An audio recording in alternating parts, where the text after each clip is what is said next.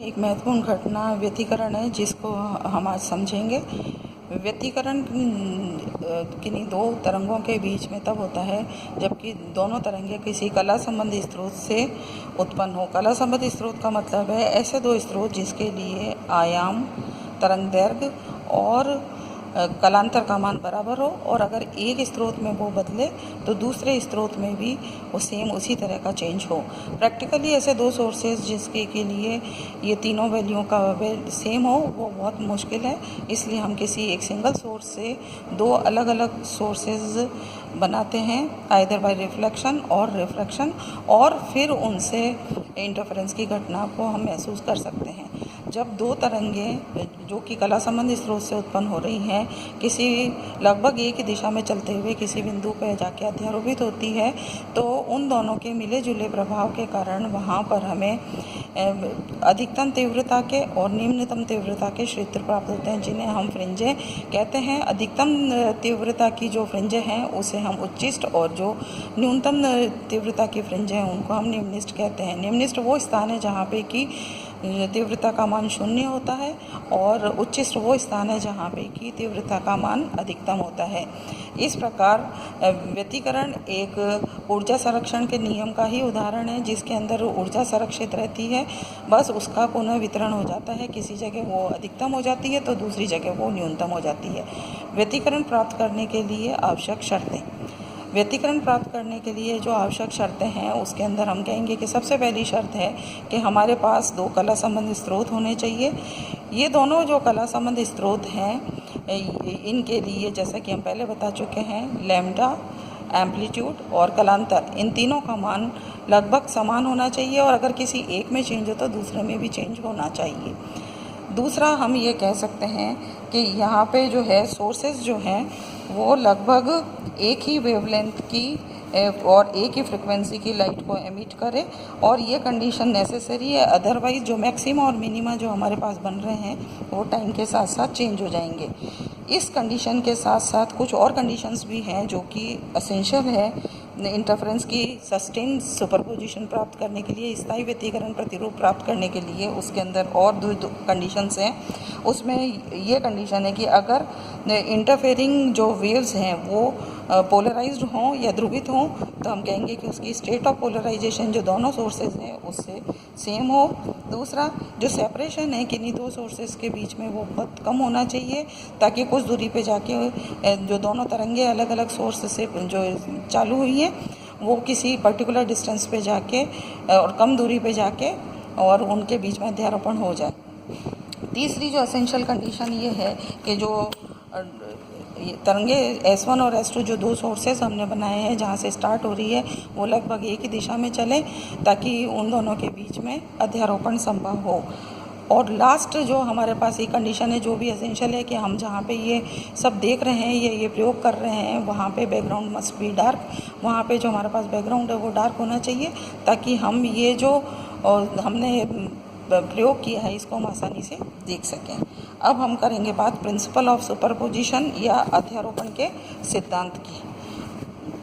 अध्यारोपण का सिद्धांत जैसे कि हमें पता है, डायग्राम में हम देख रहे हैं यहाँ पे y1 और y2 ये दो रिजल्ट है, एम्पलीट्यूड हैं दोनों वेव्स के, जो S1 से स्टार्ट हो रही है, y2 S2 से स्टार्ट हो रही है। उनके आयाम का मान है जिसको कि हम वेक्टर डायग्राम से प्रदर्शित कर रहे हैं, और इन दोनों के बीच में जो कलांतर है उसको हमने लैम्डा से प्रदर्शित किया है, और इन दोनों का जो रिजल्टेंट है या परिणामी आयाम है उसको r से हमने प्रदर्शित किया है। फिर हमने लॉ ऑफ पैरेललोग्राम या समांतर चतुर्भुज के नियम से इसको कंप्लीट कर लिया, और अब जो रिजल्टेंट है इस r की या जो परिणामी आयाम r है इसका मान हम यहाँ से निकालेंगे। हमें पता है लॉ ऑफ पैरेललोग्राम या समांतर चतुर्भुज के नियम से कि r² is always equal to y1² plus y2² plus 2y1 y2 cos of delta के बराबर होता है। अब हमें पता है कि इसके अंदर हमें दो केसेस के लिए वैल्यू निकालनी है। पहला जो केस है वो है फॉर कंस्ट्रक्टिव सुपरपोजिशन, या वो उस स्थान पे हम ये मान निकालेंगे जहाँ पे कि हमें उच्चिष्ट या अधिकतम तीव्रता का मान प्राप्त हुआ है।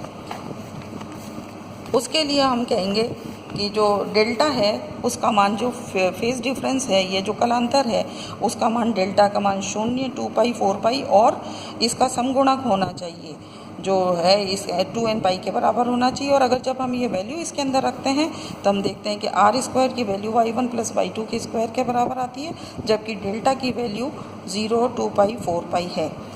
अब हम ये देखते हैं कि अगर y1 और y2 का मान बराबर हो, जैसा कि हमने अभी कहा है कि ये दोनों जो सोर्सेज हैं S1 और S2, इससे जो तरंगें निकल रही है इनका जो आयाम का मान है वो लगभग समान होना चाहिए। तो अब हम ये डिस्कस करेंगे कि इनका मान समान क्यों होना चाहिए।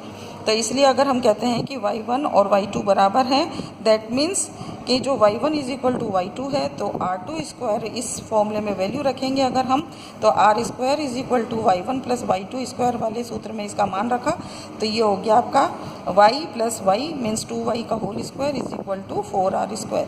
तो r square is equal to 4r square. इसका मतलब जो हमारे इंडिविजुअल जो थी वैल्यू इसकी एम्पलीट्यूड की y, वो उच्चिष्ट पे या जहाँ पे कंस्ट्रक्टिव इंटरफेरेंस है इस जगह पे आके इसका मान 4 गुना हो जाएगा। तो हम ये कह सकते हैं कि जहाँ पे भी दोनों जो तरंगे हैं जो समान कला में मिल रही हैं अगर, और उसके कारण जो इंटरफेरेंस पे हमें प्राप्त होगा प्रतिरूप, वहाँ पे हमें उच्चिष्ट मिलेगा। वो उच्चिष्ट जिस पे कि जो हमारी ओरिजिनल एक वेव की जो एम्पलीट्यूड था उसका 4 गुना हो जाएगा और हमें वहाँ पे चमकीली फ्रिंज प्राप्त होगी। इसी तरह फॉर डिस्ट्रक्टिव सुपरपोजिशन या जहाँ पे कि हमें मिनिमा मिलेगा, और जहाँ पे निम्निष्ट होगा वहाँ डेल्टा का मान जो कलांतर है पाई, 3 पार, 5 पाई और ऑड इंटीजर ऑफ पाई होना चाहिए, पाई का विषम 2n प्लस पाई का विषम गुणक होना चाहिए। ये जब मान हम रखेंगे तो जब ये आर स्क्वायर वाली वैल्यू में जब हम वैल्यू रखेंगे तो यहाँ पे आ जाएगा हमारे पास R square is equal to y1 minus y2 whole square, और जब इनकी जगह हमने ये वैल्यूज़ रखी आर की y1 is equal to y2 तो r square is equal to 0। That means एक ऐसी पोजीशन मिलेगी जहाँ पे कि मिनिमा मिलेगा और जहाँ पे कि तीव्रता का मान जो है वो हमारा 0 हो जाएगा। तो इस तरह से अध्यारोपण के सिद्धांत के द्वारा हम ये बता सकते हैं कि जहाँ मैक्सिमा बनता है वहाँ जो ओरिजिनल इंडिविजुअल वेव का एम्पलीट्यूड था उसका 4 गुना एम्पलीट्यूड हो जाता है और हमें उच्चिष्ट मिलता है, और जहाँ निम्निष्ट बनना चाहिए वहाँ पे इसकी जो वैल्यू है आयाम की वो 0 हो जाती है। अगर हम अलग अलग आयाम के स्रोत लेंगे S1 और S2, जैसा कि हमने कहा है कि व्यतिकरण के लिए एसेंशियल है कि जो दोनों सोर्सेज हैं उनसे जो वेव्स निकल रही है उनके आयाम लगभग बराबर हो। तो इससे हम ये भी प्रूव कर सकते हैं कि अगर ये आयाम बराबर नहीं होंगे तो हम देखेंगे कि जो निम्निष्ट है वहाँ पे हमें 0 या 0 तीव्रता का निम्निष्ट प्राप्त नहीं होगा। तो हमारे पास एक ऐसा पैटर्न मिलेगा व्यतिकरण का जो कि एक जगह इंटेंसिटी मैक्सिमम होगी, लेकिन जहाँ पे कि 0 हमें चाहिए मिनिमम पे इंटेंसिटी, वहाँ इंटेंसिटी का कुछ मान होगा। तो बहुत अच्छे कॉन्ट्रास्ट का पैटर्न हमें आसानी से नहीं मिल पाएगा। यंग ने अपने डबल स्लिट एक्सपेरिमेंट से इंटरफेरेंस की वेव थ्योरी से हमें समझाया और उन्होंने फ्रिंज विड्थ की कैलकुलेशन की वेव थ्योरी को काम में लेके। तो वेव थ्योरी के हिसाब से हम ये कहते हैं कि मान लीजिए इस डायग्राम के हिसाब से S1 और S2 दो सोर्सेज हैं, जहाँ से कि हमने कहा कि एक सिंगल सोर्स इसके पीछे होगा जो कि S से हमने S1 और S2 दो सोर्सेज बनाए। यहाँ से तरंगे चलती हुई किसी पॉइंट P पे मिल रही है और P पॉइंट ऐसा पॉइंट है जहाँ पे कि इनका अध्यारोपण हो रहा है और इस जगह हमें यहाँ पे फ्रिंज पैटर्न मिल रहा है। S1 S2 और ये जो PM जो है ये पर्दा है जहाँ पे कि स्क्रीन है जिस पे कि हम ये पैटर्न देखेंगे, और इन स्क्रीन और स्रोत के बीच की जो दूरी है वो कैपिटल D है, और S1 और S2 जो दो सोर्सेज हैं इनके बीच का डिस्टेंस हमने 2D लिया है। S1 पॉइंट से हमने परपेंडिकुलर डाला जो कि N हो गया, और सिमिलरली S2 पॉइंट से हमने एक परपेंडिकुलर डाला जो कि M हो गया।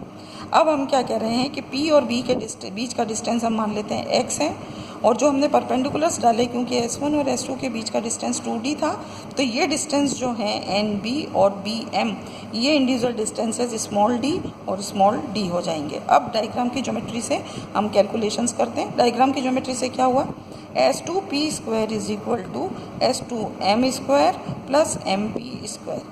अब S2M बराबर है कैपिटल D, तो D square plus MP square हो जाएगा क्योंकि ये होगा PB प्लस BM के बराबर, और PB हमारे पास है X और ये डिस्टेंस है हमारे पास d, तो x plus d whole square. इसको सॉल्व करा हमने तो S2P is equal to d square plus x plus D का होल स्क्वायर, और जब इसको हम सॉल्व करेंगे तो हम फाइनली हमें ये मिल जाएगा कि जो S2P है इसकी वैल्यू आ जाती है हमारे पास capital D plus x plus D का होल स्क्वायर अपॉन 2D के बराबर। सिमिलरली दूसरा जो ट्राइंगल है हमारा S1P और N, इसकी हेल्प से भी हम S1P की वैल्यू निकालेंगे, और बिल्कुल सिमिलर तरीके से हम जब इसकी कैलकुलेशन करेंगे दोनों में डिफरेंस क्या होगा सिर्फ कि इधर हमारे पास ये जो वैल्यू आएगी S1P square is equal to S1N square plus NP square, तो S1N स्क्वायर तो वही कैपिटल D है तो कैपिटल D स्क्वायर हो जाएगा, और जो PN डिस्टेंस है ये डिस्टेंस हमारा टोटल डिस्टेंस जो आपका होगा ये वाला डिस्टेंस ये हो जाएगा x माइनस डी के बराबर। तो अगर हम इसकी कैलकुलेशन करेंगे तो जो S1P है इस S1P की वैल्यू आएगी हमारे पास d plus x minus D square upon 2D के बराबर। अब हम क्या करते हैं कि दोनों हमें पाथ डिफरेंस या पथांतर का मान निकाल रहे हैं। पथांतर या पाथ डिफरेंस दो तरंगों द्वारा तय किए गए पथ में अंतर को कहते हैं। पथांतर के लिए ये ट्राइंगुलर सिंबल होता है जिसको कि हम लिखते हैं S2P माइनस S1P। अब ये S2P माइनस S1P जो है इसको जब हम इनकी वैल्यू रखेंगे इक्वेशन 1 और इक्वेशन 2 से और इसको कैलकुलेट करेंगे तो जो पथांतर का मान है वो 2D upon capital D into x के बराबर होगा। अब हमें पता है कि कंस्ट्रक्टिव इंटरफेरेंस के लिए ये पथांतर का मान इवन इंटीजर ऑफ λ/2 के बराबर होता है। λ/2 का समगुणक होता है, इसलिए हमने इस दूरी को जो इक्वेशन 3 है इसको इक्वेट कर दिया 2n इंटू λ/2 के बराबर, और यहाँ से हमने xn की वैल्यू कैलकुलेट करी है जो कि xn है d lambda upon 2d into n। n है आपका नंबर ऑफ फ्रिंजेस, तो ये हमारे पास xn वो दूरी आ गई डायग्राम की ज्योमेट्री के हिसाब से जो b और p थी हमारी। अगर हमारे पास p पॉइंट पे कोई भी nth उच्चिष्ट बनता है तो ये जो xn डिस्टेंस है वो d lambda upon 2d into n के ये बराबर होगा। अब हम यहाँ पे n+1 फ्रिंज के लिए ये कैलकुलेशन करते हैं। n+1 फ्रिंज के लिए जब वैल्यू निकाली तो xn+1 is equal to n की जगह n+1 रख देंगे तो d lambda upon 2d into n+1। अब हम कहते हैं कि फ्रिंज चौड़ाई क्या होती है। फ्रिंज चौड़ाई होती है किन्हीं दो क्रमागत काली या दो क्रमागत चमकीली फ्रिंजों के बीच की दूरी। तो ये हो जाएगा beta is equal to xn+1 minus xn is equal to d lambda upon 2d। इसी तरह से अगर हम जो डिस्ट्रक्टिव इंटरफेरेंस है या जो अदीप्त फ्रिंज है उसके लिए भी ये वैल्यू अगर हम कैलकुलेट करें तो हम देखते हैं कि जो पथांतर का मान निकाल के और अगर हम बीटा कैलकुलेट करते हैं तो हम देखते हैं कि ये भी वैल्यू सेम वही आती है d लैम्डा अपॉन 2d के बराबर। तो हम यहाँ पे कंक्लूजन ड्रॉ करते हैं कि जब भी डिवीज़न ऑफ वेव फ्रंट होता है, जब भी तरंगाग्र का विभाजन होता है तो जो हम फ्रिंजें प्राप्त करते हैं उन फ्रिंजों की फ्रिंज चौड़ाई समान होती है। और ये जो फ्रिंज चौड़ाई है किस किस पे डिपेंड करती है, इस फॉर्मूले से हम निकाल सकते हैं कि beta is directly proportional to capital D, beta is directly proportional to lambda and beta is inversely proportional to 2D। That means हम कहेंगे कि जो बीटा है फ्रिंज चौड़ाई का मान पर्दे और स्रोतों के बीच की दूरी के समानुपाती होता है। सिमिलरली फ्रिंज चौड़ाई का मान जो हम काम में ले रहे हैं तरंग दैर्घ्य उसकी तरंग दैर्घ्य की वैल्यू के समानुपाती होता है, और इसी बीटा का जो मान है फ्रिंज चौड़ाई का मान है वो दो सोर्सेज के बीच की दूरी के व्युत्क्रमानुपाती होता है। जैसा कि हमने कंडीशन में ये चीज़ कही है कि दोनों सोर्सेज के बीच में दूरी कम होनी चाहिए, उसी चीज़ को हम फॉर्मूले से भी प्रूव कर पा रहे हैं कि जो बीटा है this is inversely proportional to 2D। तो इस तरह से हम कहेंगे कि अगर हम अलग अलग प्रकाश, मान लीजिए हम एक लाल और बैंगनी दो तरह का प्रकाश लेते हैं तो हम ये कह सकते हैं कि लाल प्रकाश के लिए फ्रिंज चौड़ाई ज़्यादा होगी और वायलेट प्रकाश के लिए फ्रिंज चौड़ाई कम होगी। इसी तरह से हम यहाँ पे अगले लेक्चर के अंदर हम यहाँ पे हमने मोनोक्रोमेटिक लाइट काम में ली है। नेक्स्ट टाइम हम ऐसे श्वेत प्रकाश काम में लेके देखेंगे कि अगर हम श्वेत प्रकाश काम में लेते हैं तो इसके अंदर हमारे पास क्या क्या चेंजेस आते हैं।